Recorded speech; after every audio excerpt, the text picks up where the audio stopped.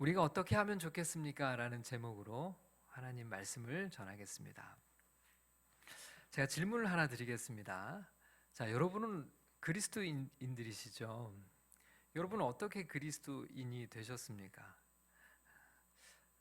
어떻게 여러분들은 그리스도인 되셨죠? 당연히 그리스도인이니까 이렇게 주일마다 또 명절임에도 불구하고 예배 드리러 이 자리에 나오지 않았습니까? 자, 우리가 다 그리스도인들인데요. 그러면 우리는 어떻게 그리스도인이 되었을까? 내가 어떻게 그리스도인이 되었다는 것을 다른 사람들에게 어떻게 설명할 수 있을까요? 누군가 여러분에게 그리스도인이 되려면 어떻게 해야 합니까? 라고 질문한다면 여러분은 뭐라고 대답하시겠습니까? 교회에 가면 됩니다. 이렇게 그냥 대답을 하면 될까요? 자, 오늘 본문의 말씀이 바로 이 질문에 대한 대답을 다루고 있거든요. 자, 먼저 우리 다 함께 37절을 읽어보겠습니다. 시작. 그들이 이 말을 듣고 마음에 찔려 베드로와 다른 사도들에게 물어 이르되 형제들아 우리가 어찌할꼬 하거늘. 여러분, 사도행전 2장 14절에서 36절까지는 오순절 성령 강림 직후에 행한 사도 베드로의 설교를 담고 있는 본문의 말씀입니다. 베드로의 설교를 다 듣고 나서 사람들이 이렇게 말했어요. 형제들이여, 우리가 어떻게 하면 좋겠습니까? 자, 이것은 어떻게 하면 우리가 예수님을 믿고 그리스도인이 될 수 있습니까? 라고 하는 질문과 같은 그런 질문이에요. 자, 이 질문에 베드로의 대답이 이어집니다. 41절을 함께 읽겠습니다. 그 말을 받은 사람들은 세례를 받음에 이날에 신도의 수가 3천이나 더하더라. 자, 우리가 어떻게 하면 좋겠습니까? 라고 물었던 이들이 이제 그리스도인이 되었다는 거예요. 신도의 수라고 표현을 하고 있으니까 신도가 됐다는 거죠. 그리스도인이 되었다는 거예요. 성경은 약 3천 명이나 그리스도인이 되었다, 그렇게 말씀을 합니다. 자, 그러면 이들이 어떻게 그리스도인이 되었을까? 이것을 이제 오늘 말씀을 통해서 찾아보려고 해요. 다른 사람들이 어떻게 그리스도인이 될 수 있는가에 대한 질문에 우리는 어떻게 대답을 할 수 있을까? 자, 오늘 말씀 속에 주님의 귀한 은혜가 우리 모두에게 임하시기를 주님의 이름으로 축원합니다. 자, 우리는 어떻게 그리스도인이 되었을까? 첫 번째입니다. 우리가 그리스도인이 된 것은 전적인 성령 하나님이 하신 일이다라는 사실을 우리는 인정해야 돼요. 여러분, 우리가 그리스도인이 되는 것은 내가 한 것이 아니에요. 자, 예수 그리스도께서 십자가 위에서 죽으시고 우리 죄를 대신하여 심판을 받으셨죠. 그리고 부활하셨어요. 자, 예수님이 우리를 위하여 우리의 모든 죄의 문제를 해결해 주셨습니다. 그것은 성자 예수님이 하신 거예요. 자, 그런데 그 예수님이 하신 일이 우리에게 믿어지게 하는 그 일은 누가 하시는가? 내가 믿은 것 아닌가? 그런데 믿음조차도 그것은 내가 한 것이 아니라 성령님이 하신 것이다. 성경은 우리에게 그걸 말씀해 줘요.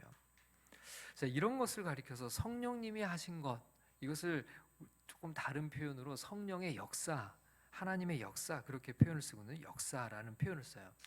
여러분, 교회 신앙생활 하다 보면 이 역사라고 하는 말을 종종 듣다 보니까 이 역사라는 말이 뭘까 의문을 가질 수 있어요. 우리 학교에서 배우는 히스토리, 그 역사가 아니고요. 국어사전을 찾으면 다른 의미로 하나님의 일하심이라고 하는 말을 역사라고 그렇게 표현을 합니다. 하나님의 일하심, 하나님의 일이라는 거예요. 자, 하나님께서 일하시는 것을 가리켜서 하나님이 역사하신다, 그렇게 표현을 하거든요. 그러니까 우리 그리스도인이 된 것은 전적으로 내가 한 일이 아니고 성령의 역사, 성령 하나님이 하신 일이다, 그렇게 성경이 말씀해요. 여러분, 베드로의 설교를 듣고 사람들은 우리가 어떻게 하면 좋겠습니까? 우리가 어떻게 예수님을 믿을 수 있습니까? 이렇게 질문했어요. 그리고 약 3천 명의 사람들이 그리스도인이 되었죠. 신자들이 되었습니다. 어떻게 3천 명이나 되는 엄청난 사람들이 한꺼번에 예수님을 믿고 그리스도인이 될 수 있었을까? 자, 베드로의 설교가 너무 탁월해서 그랬을까요? 단지 베드로의 설교로는 베드로의 설교가 탁월했다라고 설명하기에는 좀 해석이 되지 않아요. 왜냐하면 이후에도 베드로가 여러 번 설교를 하지만 그때마다 이렇게 많은 사람들이 예수님을 믿지는 않아요. 여러분 37절을 우리 다시 한번 읽어보겠습니다. 시작. 그들이 이 말을 듣고 마음에 찔려 베드로와 다른 사도들에게 물어 이르되 형제들아 우리가 어찌할꼬 하거늘. 자, 사람들이 이 말을 듣고 마음에 찔렸다 이렇게 했어요. 자, 그러면 이 사람들이 무슨 말을 듣고 마음에 찔렸을까요? 36절을 읽어보겠습니다. 시작. 그런즉 이스라엘 온 집은 확실히 알지니 너희가 십자가에 못 박은 이 예수를 하나님이 주와 그리스도가 되게 하셨느니라 아니라. 여러분 이 말을 듣고 사람들의 마음에 찔림이 있었다는 거예요. 너희가 십자가에 못 박은 예수에 대해 말했어요.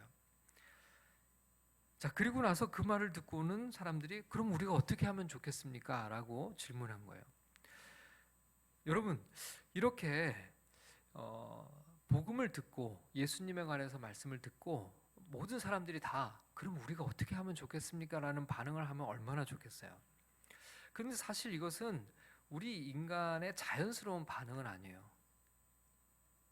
인간이 이렇게 선한 양심을 가지고 있다고 볼 수 없어요. 여러분 사도행전 7장에 보면 스데반 집사의 설교가 나오거든요. 여러분 사도행전 7장 52절을 한번 같이 읽어보겠습니다. 시작. 너희 조상들이 선지자들 중에 누구를 박해하지 아니하느냐 의인이 오시리라고 예고한 자들을 그들이 죽였고 이제 너희는 그 의인을 잡아 준 자요 살인한 자가 되나니. 여러분 조금 전에 베드로는 너희가 십자가에 못 박은 예수다 이렇게 이야기를 했어요. 자, 이번에는 스데반도 너희는 그 의인을 잡아준 자요 살인한 자가 되었다. 바로 예수의 죽음에 관해서 너희가 사람들이 한 죄악이 무엇인지에 대해서 이야기를 한 거예요. 자, 이 말을 들은 사람들, 아까 베드로의 설교를 듣고 사람들이 복음을 듣고 그럼 우리가 어떻게 해야겠습니까? 라고 반응했잖아요. 이번에 스데반을 통해서도 복음을 전해 듣고 우리는 어떻게 하면 좋겠습니까? 라는 반응을 보여야 할 것 같은데요. 그런데 전혀 다른 반응을 나타냅니다. 7장 54절을 읽어보겠습니다. 시작. 그들이 이 말을 듣고 마음에 찔려 그를 향하여 이를 갈거늘. 자, 이 말을 듣고 마음에 찔렸어요. 마음에 찔렸던 것은 베드로의 설교를 들은 사람들과 같은 그런 첫 번째 반응이었어요. 자, 여기까지는 비슷해 보여요. 그런데 그 다음은 전혀 다르게 나타납니다. 스데반의 말을 듣고 사람들이 어떻게 했다고요? 이를 갈았다 이렇게 되어 있어요. 이를 갈았다는 건 뭐 어떤 거예요? 스데반을 아주 죽이고 싶은 마음이 든 거죠. 우리가 어떻게 해야 합니까? 라고 묻지 않고 그럼 스데반을 어떻게 죽일 수 있을까를 생각하고 있는 거예요. 여러분 이것이 어찌 보면 죄악으로 가득한 인간의 자연스러운 본성이에요. 자, 스데반이 이렇게 이야기를 합니다. 7장 55절과 56절을 읽어보겠습니다. 시작. 스데반이 성령 충만하여 하늘을 우러러 주목하여 하나님의 영광과 및 예수께서 하나님 우편에 서신 것을 보고 말하되 보라 하늘이 열리고 인자가 하나님 우편에 서신 것을 보노라 한데. 자, 이 말에 사람들이 어떤 반응을 보였을까요? 7장 57절과 58절을 읽겠습니다. 시작.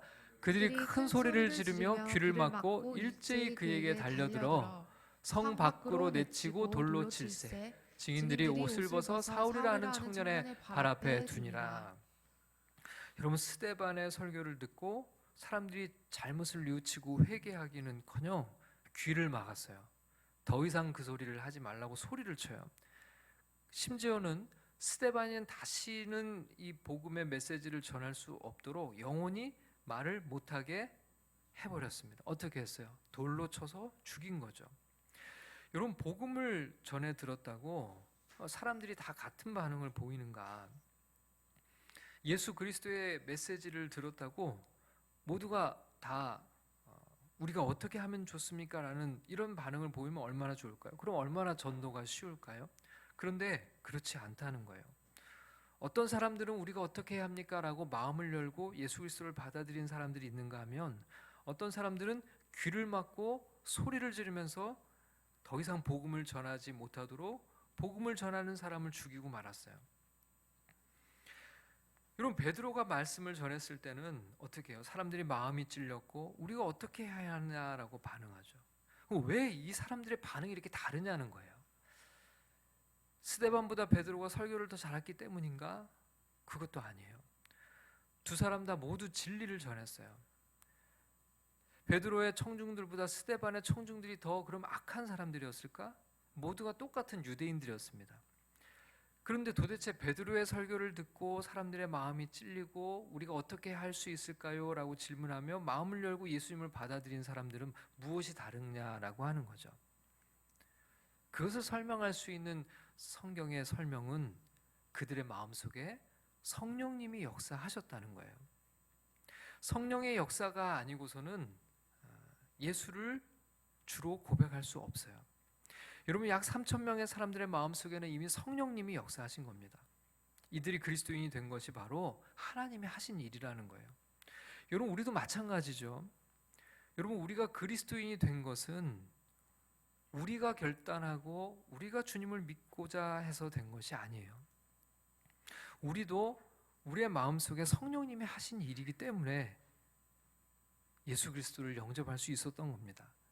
여러분, 말씀이 우리 귀에 들리고 우리 마음이 반응하고 우리의 의지를 바꾸고 우리의 삶을 변화시키는 것은 전적으로 하나님이 우리에게 하시는 일이에요. 여러분, 우리 자신을 한번 곰곰이 되돌아볼까요? 우리가 어떻게 그리스도인이 될 수 있었을까?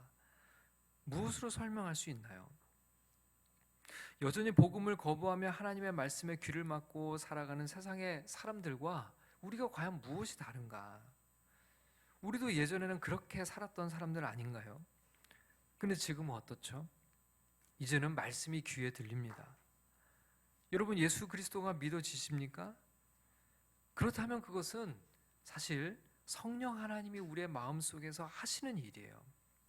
그래서 구원은 전적인 하나님의 선물인 거죠. 우리를 위해서 모든 것을 하나님이 이루신 하나님의 은혜인 겁니다. 우리 한 사람 한 사람을 그리스도인이 되게 하신 분도 성령 하나님이시요, 우리가 이렇게 새로운 교회라는 교회 공동체를 이루게 하신 분도 오직 성령 하나님의 역사인 줄 믿습니다. 우리가 바로 그렇게 하나님의 은혜로 그리스도인이 된 것이죠. 그리고 우리 안에 역사하시는 성령께서 하신 일인 것이죠. 자, 그럼 성령 하나님은 우리를 어떻게 그리스도인이 되게 하실까요? 자, 두 번째 진리가 여기 있습니다. 성령님은 우리로 하여금 예수님을 생각하게 하세요. 여러분, 36절을 읽어보겠습니다. 시작.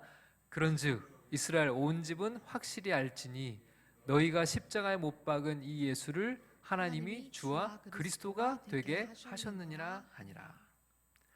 자, 그러자 어떤 일이 일어났을까요? 37절을 다시 한번 읽어보겠습니다. 시작. 그들이 이 말을 듣고 마음에 찔려 베드로와 다른 사도들에게 물어 이르되 형제들아, 우리가 어찌할꼬 하거늘. 여러분, 사람들이 이렇게 말한 이유가 뭔가요? 갑자기 사람들의 태도가 달라진 이유가 뭘까요? 무엇 때문에 사람들의 마음에 찔림이 생겼을까요? 왜 자신들이 어떻게 하면 좋겠느냐고 질문을 했을까요? 여러분, 성령님께서 이들에게 예수 그리스도를 생각하게 하셨기 때문입니다. 자, 예수 그리스도를 생각하게 하세요. 여러분, 예수님을 생각하게 하시는 것이 성령의 가장 주된 사역입니다. 여러분, 베드로는요, 예수가 누구인지를 설교했어요. 32절과 33절을 읽겠습니다. 시작. 이 예수를 하나님이 살리신지라 우리가 다 이 일의 증인이로다. 하나님이 오른손으로 예수를 높이심에 그가 약속하신 성령을 하나님께 받아서 너희가 보고 듣는 이것을 부어 주셨느니라. 자, 그리고 이 모든 설교의 결론을 36절에서 이렇게 내렸어요. 36절을 읽겠습니다. 시작. 그런즉 이스라엘 온 집은 확실히 알지니 너희가 십자가에 못 박은 이 예수를 하나님이 주와 그리스도가 되게 하셨느니라 하니라. 여러분, 이 메시지를 듣고 사람들은 이제 자기 자신이 아니라 예수님을 생각하기 시작해요. 그동안 사람들은 예수에 대해서 아무 생각이 없었습니다. 예수에 대해서 생각해 볼 마음이 없었어요. 예수에 대한 관심이 없었습니다. 근데 여러분, 베드로의 설교를 듣고 성령님께서 역사하시기 시작하자 이들의 마음속에 예수님에 대한 생각에 집중하게 돼요. 예수님이 누구신가? 예수님이 정말 하나님의 아들인가? 예수님이 왜 십자가에서 죽으셨는가? 예수가 정말 다시 살아나셨는가? 예수는 지금 어디서 무엇을 하고 계시는가? 예수님이 약속하신 대로 성령이 오셨는가? 예수님이 정말 우리의 구원자인가? 이런 베드로의 설교를 들은 사람들은 성령의 역사를 따라 예수님에 대한 생각을 하게 되었어요. 그리고 예수에 대한 생각이 믿음으로 바뀌게 되자 마음이 찔리기 시작했습니다. 그리고 마음이 움직이고 반응하기 시작한 거죠. 우리가 어떻게 하면 좋겠습니까? 여러분, 그리스도인이 되는 것은 바로 여기서 출발하는 것입니다. 여러분, 세상 사람들은 예수에 대해서 무관심해요. 예수에 대해서 모를 뿐만 아니라 예수님에 대해서 별로 알고 싶어 하지도 않아요. 오히려 우리가 예수님에 대한 이야기를 하면 어떤 반응을 보이나요? 사람들은 듣기 싫어하죠. 잘 모르면서도 알고 싶어 하지 않아요. 그러나 여러분, 성령님이 우리의 마음에 오시면 우리로 하여금 예수님에 대해서 생각하게 해요. 예수님에 대해서 알고 싶어 하고 예수님에 대해서 궁금하고 예수님에 대한 마음을 주세요. 그리고 그 생각은 우리의 마음에 고민을 남겨주죠. 여러분, 요한복음 16장 8절을 같이 읽어보겠습니다. 시작. 그가 와서 죄에 대하여 의에 대하여 심판에 대하여 세상을 책망하시리라. 자, 그가 와서라고 할 때 누가 와서일까요? 성령님이 우리에게 오셔서요. 여러분, 성령님이 오시면 우리로 하여금 죄에 대하여 의에 대하여 심판에 대하여 생각하게 하시고 그리고 깨닫게 하십니다. 그리고 예수님에 대해 생각하게 하세요. 우리의 구원에 대해서 생각하게 하십니다. 성령은 이렇게 우리로 하여금 생각하게 하시고 특별히 예수님에 대해서 또 예수님의 말씀에 대해서 생각하게 하셔서 우리를 예수 그리스도에게로 인도하시는 분입니다. 그렇기 때문에 우리 그리스도인들은 성령의 은혜를 따라 예수님을 생각하는 사람들이라는 것을 알 수 있죠. 자, 이제 마지막으로 살펴볼 진리가 있습니다. 자, 그럼 예수를 생각할 때 우리 안에 어떤 일이 일어날까요? 예수님을 생각할 때 우리 안에 진정한 회개와 예수 그리스도를 믿고 죄 용서받는 놀라운 구원의 일이 일어납니다. 여러분, 이것이 바로 거듭나는 것입니다. 진짜 그리스도인으로 우리가 다시 태어나는 거예요. 여러분, 베드로의 설교를 들은 사람들이 물었습니다. 우리가 어떻게 하면 좋겠습니까? 자, 이때 베드로가 말했어요. 38절을 읽겠습니다. 시작. 베드로가 이르되 너희가 회개하여 각각 예수 그리스도의 이름으로 세례를 받고 죄 사함을 받으라. 그리하면 성령의 선물을 받으리니. 자, 어떻게 하면 그리스도인이 될 수 있느냐는 사람들의 질문에 베드로가 대답했어요. 자, 첫 번째는 너희가 회개하여라고 얘기하죠. 여러분, 회개는 다시 생각하고 마음을 돌이키는 거예요. 내 삶을 돌이키는 것입니다. 로이드 존스 목사님은 이렇게 말했어요. 여러분이 한 일을 하나님께 말씀드리고 인정하고 고백하십시오. 자신이 지금까지 바보짓을 했으며 자신이 자랑한 모든 똑똑함이 쓰레기와 같다는 것을 고백하십시오. 자신의 모든 오만을 인정하십시오. 여러분이 그분께 죄를 지었다는 것을 시인하십시오. 회개란 아무것도 숨김없이 솔직하게 고백하고 자신을 하나님의 자비와 사랑에 온전히 맡기는 것입니다 라고 했습니다. 여러분, 회개하지 않고 그리스도인이 될 수 있는 사람은 아무도 없어요. 자신의 죄를 깨닫지 않고 회개할 수 있는 사람이 없고 회개하지 않는 사람이 예수님을 영접할 수 없어요. 여러분, 회개했다면 이제는 우리가 예수 그리스도를 나의 주인으로 영접하고 고백하는 것입니다.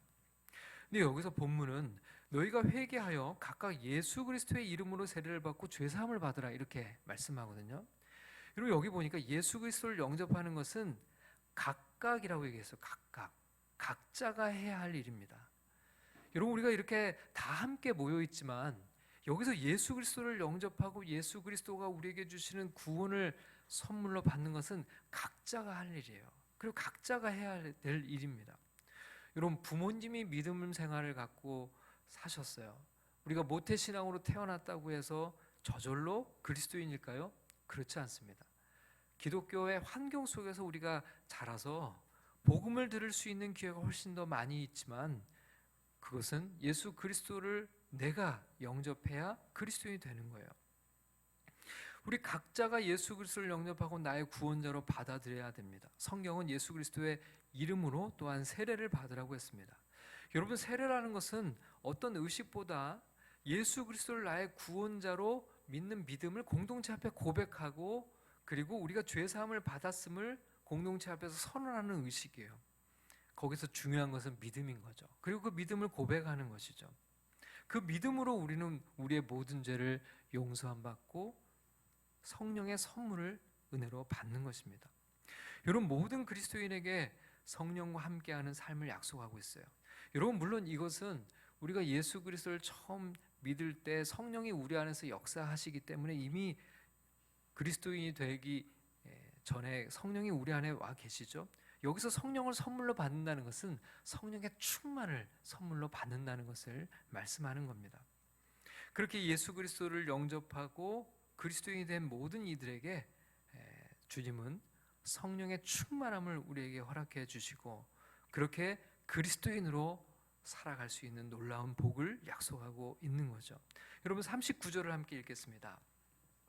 시작.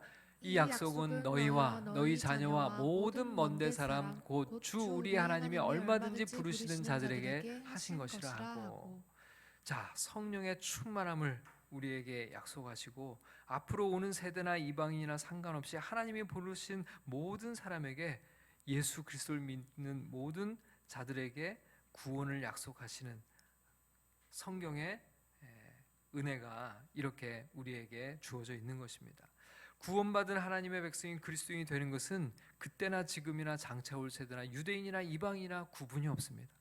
우리가 그리스도인이 된 것은 전적인 성령 하나님의 은혜로 된 것이고, 성령님은 우리로 예수 그리스도에 대해서 생각하게 하시고, 그렇게 예수 그리스도에 대한 믿음으로 회개하고 예수 그리스도의 안에서 죄사함을 받고 새 사람을 받고 새 사람이 되고 성령을 받아 성령과 더불어 살아가는 은혜를 누리게 되는 것이죠.